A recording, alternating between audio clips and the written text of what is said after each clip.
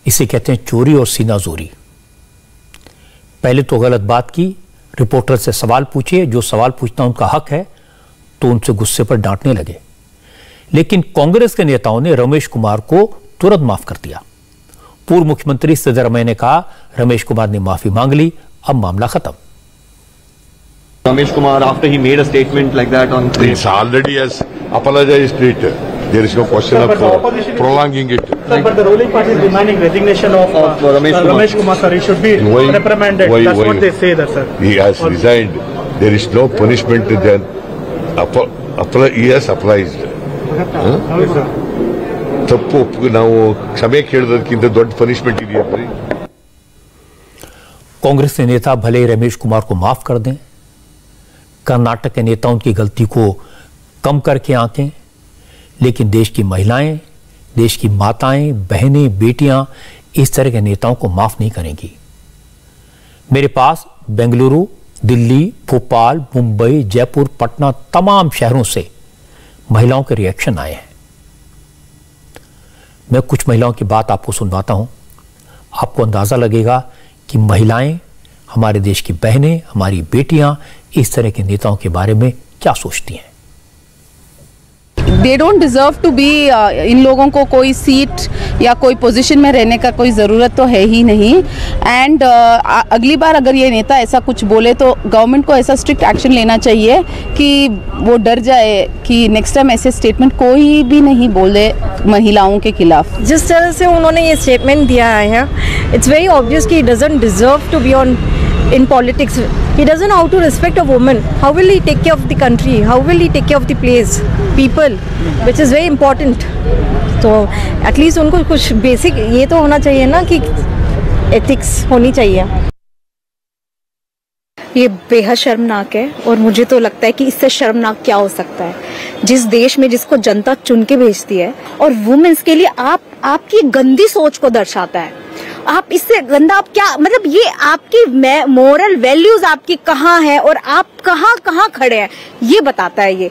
तो मुझे लगता है कि इसी वक्त इनको इस्तीफा दे देना चाहिए। ये आपकी लायबिलिटी है कि आप क्या बोल रहे हैं। अगर आप संसद में खड़े, you have responsible for all, और आप वुमेन्स के लिए कुछ भी बोल सकते हैं? कैसे बोल सकते हैं? थोड़ा तो माइंड का यूज करना चाहिए आपको। उनको अभी के अभी ये पार्टी और सब चीजें छोड़ देनी चाहिए। मेरी रिक्वेस्ट है सभी लोगों से, प्लीज ऐसे लोगों को जितना पॉलिटिकल से और इन चीजों से दूर रखें, ज्यादा अच्छा होगा सबके लिए। उनका मेंटालिटी गलत है, जो जैसे वो बोल रहे हैं, तो ये ज़रा मतलब मेरे हिसाब से बहुत गलत है। जो लोग हंस रहे थे, आई थिंक उनको ज़रा भी शर्म नहीं है, उनको पता नहीं है कि ये चीज़ बहुत गलत है। और मतलब ये उनका सोच ही इतना ख़राब है, उनका मेंटालिटी एकदम, उनको पता नहीं किस जगह से उनको दिमाग में ये सब आते हैं जो ऐसे सोचता है। आई मीन कैसे हमारा मिनिस्टर बन सकता है। वो लड़कियों पे जो बीत रही है, they are not getting it. उनका बस ये था कि लड़कियां just object, they are treating us like a object कि आप लेटे हो तो बस मजे ले लो। So it was a very wrong statement. ऐसे मिनिस्टर को जो इतनी पावर दे रखी है, they don't deserve it if that thinking process is like that. बहुत ही दुख की बात है कि हमारे देश के नेता ऐसा सोचते हैं। उनका ये सब कहना कहीं ना कहीं ये दर्शाता है कि उनकी मानसिकता क्या है औरतों को लेके, और कहीं ना कहीं वो इस चीज़ को सपोर्ट कर रहे हैं मेरे हिसाब से, और ये बहुत ही अभद्रजनक टिप्पणी है। ऐसे सैकड़ों और बयान मैं आपको सुनवा सकता हूं। देश की लड़कियां, देश की महिलाएं, हमारी बेटियां क्या सोच रही हैं, उनके मन में कितना गुस्सा है, इसका अंदाजा लगाया जा सकता है। हमारी संस्कृति क्या है, हमारी विरासत क्या है। हमारे देश में महिलाओं को देवी का दर्जा दिया गया है। हम कन्या पूजन करते हैं। शास्त्रों में कहा गया, यत् नार्यस्तु पूज्यन्ते रमन्ते तत्र देवता, यानी जहां नारी का सम्मान होता है, देवता वहीं निवास करते हैं। ऐसे देश में अगर कोई नेता बेशर्मी से रेप को एंजॉय करने की बात कहे तो कैसे बर्दाश्त किया जा सकता है। यह सिर्फ महिलाओं का अपमान नहीं है, यह पूरे देश का, हमारी संस्कृति का, हमारी परंपराओं का, हमारे आदर्शों का, हमारी विरासत का अपमान है। यह हर उस बेटे का अपमान है जो अपनी मां को देवी मानता है। यह हर उस भाई का अपमान है जो अपनी बहन को रक्षा का वचन देता है। यह हर उस पिता का अपमान है जो अपनी बेटी को हमेशा खुश देखना चाहता है, सुरक्षित देखना चाहता है। इस तरह के बयान देने वालों को कतई माफ नहीं किया जा सकता। जिस तरह से प्रियंका गांधी महिलाओं के अधिकारों की बात कर रही हैं, मुझे लगा था कि शायद रमेश कुमार को उनकी गलती की सजा मिलेगी, कांग्रेस तुरंत उनके खिलाफ एक्शन लेगी, लेकिन ऐसा हुआ नहीं। मुझे उम्मीद थी रमेश कुमार के बयान पर ठाका लगाने वाले स्पीकर विश्वेश्वर हेगड़े के खिलाफ बीजेपी कदम उठाएगी, लेकिन यह भी नहीं हुआ। असल में इस तरह के नेताओं की हिम्मत इसलिए बढ़ती है क्योंकि उन्हें गलती की सजा नहीं मिलती। दूसरों की तरफ उंगली उठाकर अपनी गलती छुपाने की कोशिश होती है। कांग्रेस वालों से एक्शन की बात पूछी गई तो कह रहे थे बीजेपी ने उन्नाव रेप केस के आरोपी को पार्टी से क्यों नहीं निकाला, अलीगढ़ के केस की याद दिलाई, हाथरस की बात की। बीजेपी वालों से पूछा गया तो वो तंदूर कांड की बात याद दिलाने लगे, कुछ पुरानी सीडीज की बात करने लगे। समाजवादी पार्टी के नेता कांग्रेस से विधायक पर एक्शन की मांग करेंगे तो रेप के केस में जेल में बंद गायत्री प्रजापति की याद दिलाएंगे, गेस्ट हाउस कांड की याद दिलाएंगे। जब इससे बात नहीं बनेगी तो मुलायम सिंह के बयान को दोहरा देंगे कि लड़कों से गलती हो जाती है, क्या रेप के चक्कर में फांसी पर चढ़ा दोगे। असल में यह गंदगी इसलिए साफ नहीं होती क्योंकि हम अपना दामन साफ करने के बजाय दूसरे के दामन में दाग दिखाने लगते हैं। और जब तक राजनीतिक दल ये करते रहेंगे तब तक इस तरह की गंदी मानसिकता के खिलाफ घिनौनी बातें लोग कहते रहेंगे, उनका कुछ नहीं हो सकता। सवाल मानसिकता का है, महिलाओं के बारे में सोच कैसी है, इसका एक और एग्जाम्पल आज मिला। सरकार ने लड़कियों की शादी की उम्र 18 साल से 21 साल तक करने का एक प्रस्ताव सामने लाए हैं। इस पर विचार हो रहा है। इस पर बुजुर्ग सांसद समाजवादी पार्टी के बड़े नेता शफीकुर रहमान बर्क ने कहा कि शादी की उम्र बढ़ाने से लड़कियां बिगड़ जाएंगी, आवारा हो जाएंगी। मुनासिब नहीं है मेरे ख्याल में बढ़ाना, क्योंकि लड़कियां इससे पहले जवान हो जाती हैं 18 साल से पहले। लेकिन मेरी राय में तो 18 साल बहुत मुनासिब थी। देखो ये उन पर छोड़ देने से तो आवारगी बढ़ेगी, ठीक नहीं रहेगा उनके ऊपर नहीं, बल्कि ये उसकी ज़िंदगी माँ बाप से जुड़ी रहनी चाहिए और माँ बाप ही उसका फैसला करें तो ज़्यादा अच्छा है। लेकिन सरकार ने तो लिया है, तो सरकार ने तय किया है उम्र बढ़ाने का फैसला। सरकार कर रही है, सरकार को सोचना चाहिए। जब आएगा बिल इसमें पार्लियामेंट में तो उस पर बहस की जाएगी। शफीकुर रहमान साहब कोई नए नेता नहीं है, 91 साल के हैं, अनुभवी हैं।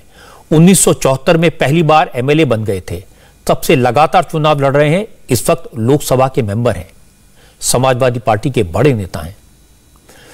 कल कह रहे थे मुसलमानों पर कम बच्चे पैदा करने की पाबंदी नहीं होनी चाहिए, आज कह रहे हैं कि लड़कियों की शादी की उम्र 18 साल से 21 साल करने पर लड़कियां आवारा हो जाएंगी। आपने बर्क साहब की जो बात सुनी वो तो थोड़ी संभल कर कही गई थी। इससे पहले उन्होंने जो कहा था वो ज्यादा खुलकर कहा था। असल में सरकार लड़कियों की शादी की उम्र बढ़ाने के लिए prohibition of child marriage amendment bill 2021 संसद के इसी सत्र में पेश करने जा रही है।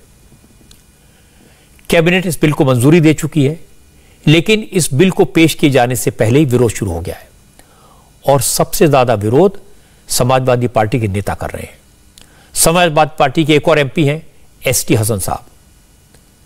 एसटी हसन का कहना है कि लड़कियों की शादी की उम्र बढ़ाई गई तो बेगैरती बेहयाई बढ़ेगी। ऐसा क्यों होगा ये आप हसन साहब के मुंह से ही सुन लीजिए। माफ़ करना, मैं तो यही कहूँगा बेगैरती बेहयाई और उरियानियत के इस दौर में जहाँ लिविंग रिलेशनशिप को लीगल कर दिया गया है, जबकि हम एक धार्मिक देश में रहते हैं, हिंदू मुसलमान इन चीज़ को अच्छा नहीं समझते, हमारे मज़हब हमें ये बात की इजाज़त नहीं देते।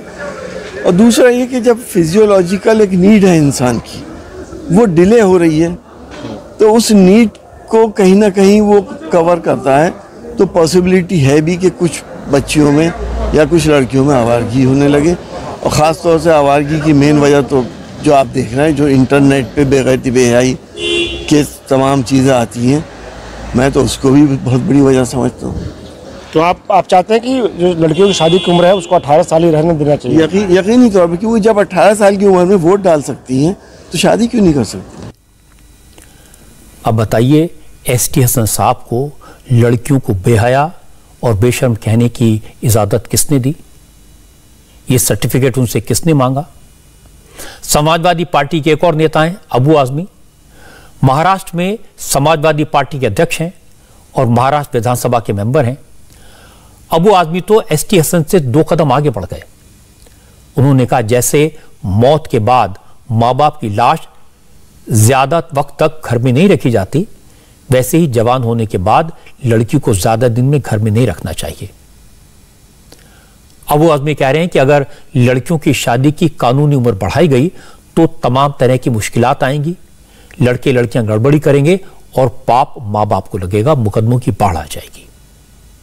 हमारे माँ बाप से प्यारा दुनिया में कोई नहीं होता है, लेकिन जैसे उनकी मृत्यु होती है ना, कहा गया कि तुरंत उनको ले जाओ और उनका क्रियाक्रम करके ख़त्म कर दो, क्योंकि उनकी ज़िंदगी ख़त्म हो गई। उनको घर में रखना बिल्कुल ठीक नहीं होता है। उसी तरह से लड़की जब बड़ी हो जाती है ना, बालिग यानी एडल्ट हो जाती है, यानी शादी काबिल लड़की हो जाती है, तो ये पुरखों में कहा गया है, आज तक यही सुना गया है कि जो भी लोग हैं वो चाहते हैं कि जल्दी से लड़की की शादी कर दी जाए।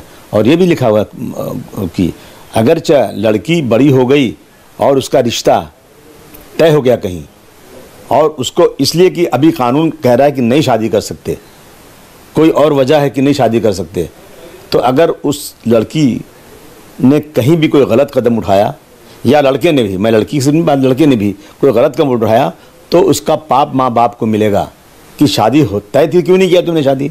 जिस तरह इंसान को खाने की भूख है, उसी तरह से ईश्वर ने दूसरी भूख भी बनाया है। ये ऊपर वाली की तरफ से है। जितनी दुनिया में जितने जानदार चीज़ें हैं, सब में ये चीज़ें हैं।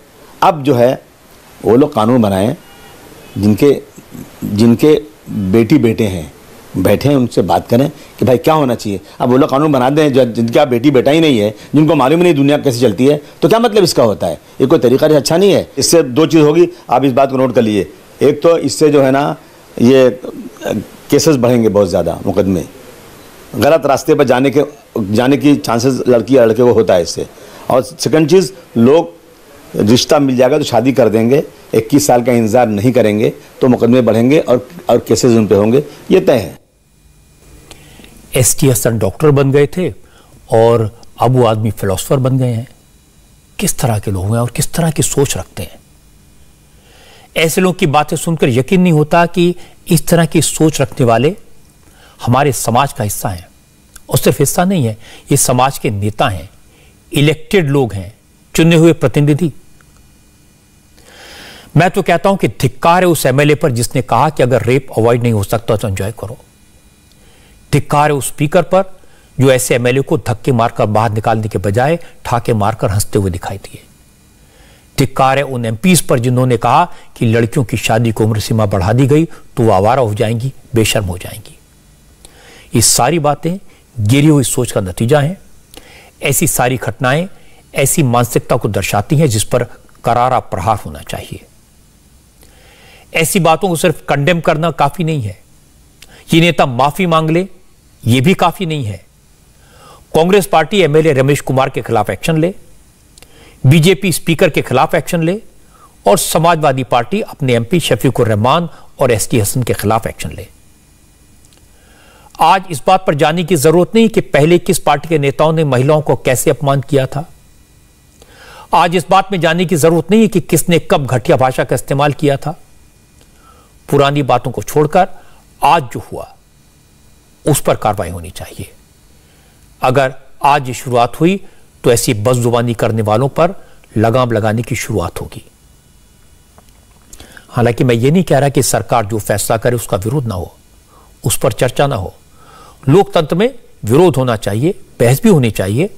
चर्चा तो लड़कियों की शादी की उम्र बढ़ाने के फैसले पर भी होनी चाहिए, लेकिन तर्क के साथ। असदुद्दीन ओवैसी ने लड़कियों की शादी की उम्र 21 साल करने का विरोध किया है। ओवैसी साहब का कहना है कि लड़कियों की शादी की उम्र बढ़ाने के बजाय लड़कों की शादी उम्र घटाकर 18 साल कर देनी चाहिए। ओवैसी ऐसा क्यों कह रहे हैं, उनका क्या तर्क है, ये मैं आपको सुना देता हूं।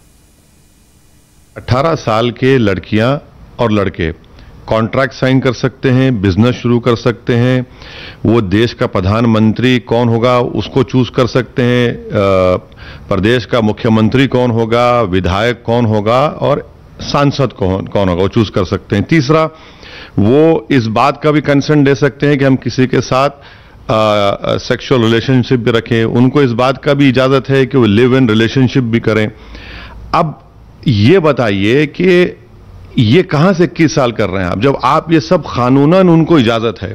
हम क्या करें? आप महिलाओं का ह्यूमन डेवलपमेंट इंप्रूव करिए, एजुकेशन इंप्रूव करिए, इकोनॉमिक अपॉर्चुनिटीज क्रिएट करिए।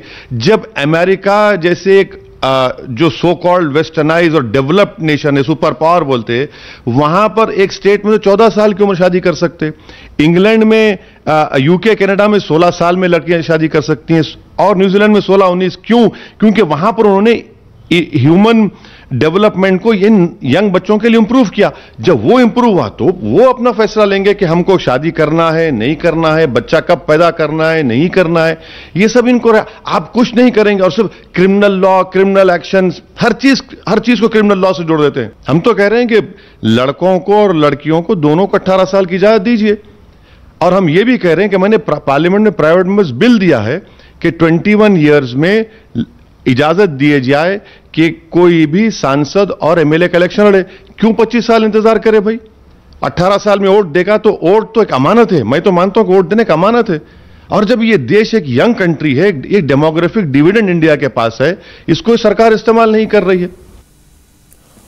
ओवैसी कह रहे हैं कि अब लड़कियां 18 साल की उम्र में वोट डाल सकती हैं, एमपी एमएलए को चुन सकती हैं, तो 18 साल की उम्र में लड़कियां शादी क्यों नहीं कर सकती? ये महिलाओं के अधिकारों का हनन है, लड़कियों पर अत्याचार है, जुल्म है। नेता क्या कह रहे हैं ये आपने देख लिया। अब उनकी बात सुनवाता हूं जिनके बारे में यह फैसला हुआ है। इंडिया टीवी के संवाददाताओं ने छोटे बड़े शहरों में, कस्बों में लड़कियों से, महिलाओं से बात की, उनसे पूछा लड़कियों की शादी की उम्र 18 साल से बढ़ाकर 21 साल करना सही है या गलत। लड़कियां इस मामले में क्या सोचती हैं, ये सीधे उनकी जुबानी सुनिए। बिल्कुल सही करी गई है, बिकॉज पहले ये रीजन दिया जाता था कि लड़कियां जल्दी मैच्योर हो जाती हैं लड़कों से पहले, इसलिए उनकी शादी की एज इतनी कम रखी है, उस टाइम पे उनकी शादी हो सकती है 21 साल के लड़कों के साथ। मगर जो जैसे अगर देखा जाए कि जो पेरेंट्स ताक पे रहते हैं कि बच्चों की शादी करानी ही करानी है, जल्दी से जल्दी, जितनी जल्दी हो सके, उसमें लड़कियों को 3 साल और मिल गए, जो कि बाकी सब चीजें कर सकती है, अपने कॉलेज की पढ़ाई कर सकती हैं और भी आगे पढ़ सकती हैं, कुछ बन सकती हैं उतनी 21 साल तक, 3 साल में। तभी ये बहुत अच्छा डिसीजन है कि 21 साल का। अगर मैं बात करूँ मिडिल क्लास फैमिलीज की, तो मैं ये कहना चाहूंगी जैसे कि ये एक अच्छा स्टेप है, पर इसके साथ साथ उनके लिए एक एक्शन भी लेना चाहिए। सिर्फ रूल्स बनाने से कुछ नहीं होता। कहा जाता है कि लड़कियों को पढ़ाना चाहिए, उनको एजुकेशन देनी चाहिए ताकि वो आगे इंडिपेंडेंट हो सके, सेटल हो सके, बट ग्राउंड लेवल पे बहुत कम होता है ऐसा। अगर मैं लड़कियों के पॉइंट ऑफ व्यू से कहती हूँ तो मेंटली अगर प्रिपेयर होना है तो 21 ईयर एक ठीक एज है, बिकॉज इससे पहले ना काफी अनमेच्योर्ड भी होते हैं लड़कियां, वो इतना मतलब डिसीजन नहीं ले पाती किसी भी चीज को लेकर।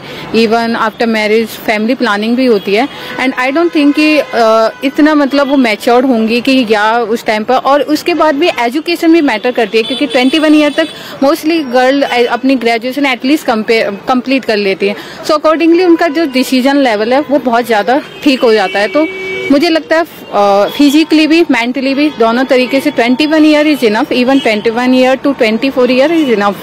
तो मुझे लगता है ये मतलब गवर्नमेंट का बहुत अच्छा डिसीजन है।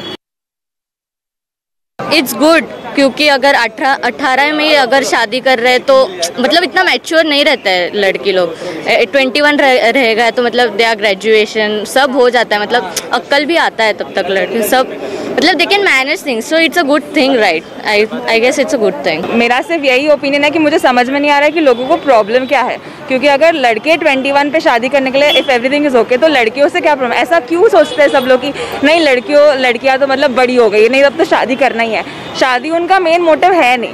वैसे भी जब 18 साल का उम्र बताया गया था लीगल, तभी भी 16-15 में शादी हो रही है और बोल रहे कि अभी 2-3 साल ही तो बाकी है ना लीगल होने के लिए, चल जाएगा। तो ऐसा नहीं है कि प्रॉब्लम तो फिर भी है, but still it is a step, मतलब अच्छा स्टेप है, it's a good thing right. Obviously 21 पे अब वो लोग ज़्यादा मेच्योर हो गए हैं, they know what's happening in their life, they know what to do, they know everything right. And guys की मतलब बॉयज़ की ऑब्वियसली एज 21 रखी है, तो इट्स अ नाइस थिंग कि इक्वालिटी दिखाई जाएगी। एंड ये चीज़ बहुत पहले ही हो जाना चाहिए था, इतना लेट हो रहा है। नेवर माइंड अभी आया तो at least everyone should you know focus on that and या इट्स अ गुड थिंग। मुझे लगता है कि बहुत अच्छा किया है, देर आए दुरुस्त है एक्चुअली, क्योंकि अगर बॉयज़ की एज 21 होनी चाहिए तो गर्ल्स की भी 21 होनी चाहिए, क्योंकि गर्ल्स की भी डिग्री कॉलेज तभी खत्म होती है, उनकी भी पढ़ाई तभी खत्म होती है। बट क्योंकि उनकी 18 ईयर्स थी तो उनके मॉम डैड बहुत जल्दी शादी करा देते थे उनकी, which is like I think it is not right. And I think कि 21 age is the perfect age, क्योंकि तभी डिग्री खत्म होती है। ज्यादातर लड़कियों की राय यही है कि अगर लड़कियों की शादी की उम्र 21 साल होगी तो लड़कियों को अपना करियर बनाने के लिए, पढ़ने के लिए 3 साल और मिलेंगे। 21 साल की उम्र में लड़की ज्यादा मैच्योर होगी और इसमें कोई गलत बात नहीं है। बेटियां पढ़ना चाहती हैं, आगे बढ़ना चाहती हैं, तो फिर उन्हें उड़ने का, पढ़ने का, बड़ा बनने का मौका क्यों ना मिले? उनके सपनों को शादी के नाम पर क्यों तोड़ा जाए? आजकल बेटियां फाइटर जेट उड़ा रही हैं, बॉर्डर पर देश की सुरक्षा कर रही हैं, हवाई जहाज, रेल, बस चला रही हैं, डॉक्टर हैं, इंजीनियर हैं, हर वो काम कर रही हैं जो पुरुषों के काम माने जाते थे। तो फिर लड़कियों को और मौके क्यों नहीं मिलने चाहिए? मुझे लगता है कि लड़कियों की बात सुनने के बाद भी शफीक उर रहमान वर्क, अबू आजमी और एस टी हसन जैसे लोगों की मानसिकता नहीं बदलेगी। ये विरोध कर रहे हैं, करते रहेंगे। जब तर खत्म हो जाएंगे तो ये लोग मजहब को बीच में लाएंगे या फिर बेटियों को बेइज्जत करने के लिए इस तरह की बातें कहेंगे कि देर से शादी करने से लड़कियां आवारा हो जाएंगी। मुझे लगता है इस तरह के लोगों की बात न तो सरकार को सुननी चाहिए, न हमारी बेटियों को सुननी चाहिए, न देश की जनता को सुननी चाहिए। समाज को बेटियों के साथ खड़ा होना चाहिए, उनके सपनों को नए पंख लगने चाहिए। अब मैं आपको उत्तर प्रदेश में हो रहे चुनाव के कैंपेन का नजारा दिखाता हूं। बीजेपी ने आज लखनऊ में निषाद पार्टी के साथ मिलकर एक बड़ी रैली की। अमित शाह वहां मौजूद थे। योगी आदित्यनाथ और अमित शाह के साथ निषाद पार्टी के अध्यक्ष डॉक्टर संजय निषाद भी मंच पर दिखाई दिए। अमित शाह, योगी दोनों ने अयोध्या में राम मंदिर की बात की, प्रभु श्री राम के प्रति निषाद राज की भक्ति की कथा सुनाई और इसके बाद कहा कि बीजेपी ने राम मंदिर बनाया, इससे सबसे ज्यादा खुश निषाद समाज है, इसलिए चुनाव में भी यूपी के निषाद राम भक्तों के साथ खड़े होंगे।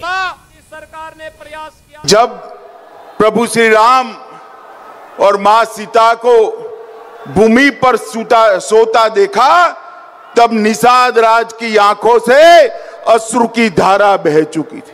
और हम सब ने इस जमाने में भी सालों तक हमारे आराध्य प्रभु श्री राम को तिरपाल के मंदिर में देखा है। इतने सालों तक प्रभु श्री राम का मंदिर बनने से किसने रोका? आप सभी को मालूम है, मुझे भी मालूम है। मगर अब जब मोदी जी की सरकार आपने 2/3 बहुमत से बनाई, कुछ ही समय के अंदर हम देखेंगे कि वही जगह पर जहां प्रभु श्री राम का जन्म हुआ था, वहीं गगनचुंबी प्रभु श्री राम का मंदिर बनाने का काम भी समाप्त हो जाएगा। योगी ने भी रामायण का जिक्र किया, लेकिन इसके बाद वो काम गिनाए जो बीजेपी की सरकारों ने निषाद समाज के लिए किए। निषाद समुदाय को ग्रामीण क्षेत्र में मछली का पट्टा दिलाने की कार्रवाई किसी ने की थी तो 1991 में माननीय श्री कल्याण सिंह जी ने किया था और कल्याण सिंह जी से चली आ रही वो प्रथा आज भी हमारी सरकार ने बरकरार रखा। सपा बसपा की सरकार ने उसको बंद करने का प्रयास किया था, लेकिन हमारी सरकार ने उसको फिर से बहाल किया है। और आज यही हम कहने के लिए आए हैं कि भाइयों बहनों, जब भारतीय जनता पार्टी और निषाद पार्टी का एक गठबंधन मजबूती के साथ इस कार्यक्रम को आगे बढ़ाने का कार्य कर रहा है, तो स्वाभाविक रूप से सपा बसपा कांग्रेस को पीड़ा होनी स्वाभाविक है, क्योंकि अत्याचार और अन्याय इन लोगों ने किया था, ये आगे भी इस प्रकार का कुत्सित प्रयास करेंगे, लेकिन हम सबको मिलकर के एक बार फिर से भारतीय जनता पार्टी के नेतृत्व में सरकार बनाने के लिए पूरी मजबूती के साथ कार्य करना होगा। योगी ने निषादों से सपोर्ट मांगा तो अखिलेश यादव ने कहा निषाद बीजेपी के साथ नहीं जाएंगे क्योंकि बीजेपी झूठे वादे करती है। अखिलेश यादव आज रायबरेली में थे। ये सोनिया गांधी की कॉन्स्टिट्यूएंसी है। रायबरेली में अखिलेश ने अपने चुनावी दौरे की शुरुआत रायबरेली के चुरुआ में प्राचीन हनुमान मंदिर के दर्शन से की। अखिलेश ने मंदिर में बजरंग बली की पूजा की। मंदिर से निकलकर अखिलेश ने योगी आदित्यनाथ पर हमला किया। अखिलेश ने कहा कि योगी कितने भी वादे कर लें लेकिन अब कुछ नहीं होने वाला क्योंकि बीजेपी झूठ बोलती है। भारतीय जनता पार्टी ने जनता को दिक्कत, किल्लत और जिल्लत के अलावा कुछ नहीं दिया है। भाषण में कहा जा रहा है नंबर 1 है उत्तर प्रदेश। हमें तो पता नहीं उत्तर प्रदेश कहां नंबर 1 है। 12 घंटे तब होते हैं, सड़क हो जाती है। अगर उद्घाटन के लिए नारियल लेके जाओ तो नारियल नहीं टूटेगा, सड़क टूट जाएगी। अब भारतीय जनता पार्टी हो सकता है नारियल की जगह टमाटर का इस्तेमाल करे सड़क के उद्घाटन में। इनसे ज्यादा झूठ बोलने वाला और झूठ बोलने वाली सरकार नहीं हो सकती है। जो नंबर 1 कह रहे हैं वो कस्टोडियल डेथ में नंबर 1 है, नेशनल ह्यूमन राइट कमीशन की जो नोटिस मिलती है उसमें नंबर 1 है, भुखमरी में नंबर 1 है, किसानों की आत्महत्या में नंबर 1 है, सरकारी कंपनियों को बेचने में नंबर 1 है, जिंदा गाय को दफनाने में नंबर 1 है।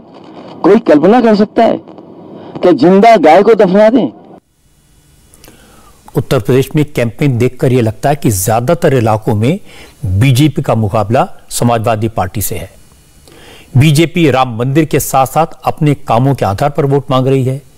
योगी अपने काम गिनाते हैं, कानून व्यवस्था की बात बताते हैं, माफिया पर अटैक की बात बताते हैं, लेकिन अखिलेश यादव बार बार दोहराते हैं बीजेपी जाने वाली है।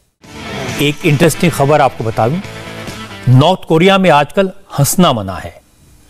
वहां के तानाशाह किम जोंग उन ने अपने नागरिकों के हंसने पर रोक लगा दी है। अब नॉर्थ कोरिया के लोग अगले 10 दिनों तक ना हंस सकते हैं, ना टीवी देख सकेंगे, ना ड्रिंक कर सकेंगे और ना ही खरीदारी कर सकेंगे। यहां तक कि नॉर्थ कोरिया के लोग अगले 10 दिन तक घरेलू सामान भी नहीं खरीद सकेंगे। उन्हें अगले 10 दिन तक शोक मनाना होगा, उदास रहना होगा, क्योंकि किम जोंग उन ने ऐसा फरमान जारी किया है। नॉर्थ कोरिया में हंसने पर यह पाबंदी पूर्व तानाशाह किम जोंग इल के निधन की 10वीं बरसी पर लगाई गई है। Kim Jong Il Kim Jong उनके फादर थे। 10 साल पहले उनकी मौत हुई थी। नॉर्थ कोरिया के नागरिकों को हर साल 10 दिन तक इसी तरह शोक मनाना होता है। इस दौरान अगर किसी की फैमिली में या किसी रिलेटिव की मौत हो जाती है तो वो उसका अंतिम संस्कार नहीं कर सकते। किसी का बर्थडे होता है तो उसकी पार्टी नहीं कर सकते। अगर किसी ने नियम को तोड़ा तो उसे जेल में डाल दिया जाता है। इंडिया टीवी हर वक्त हर जगह डाउनलोड करने के लिए सर्च करें India TV news Google play store या ऐप स्टोर पर।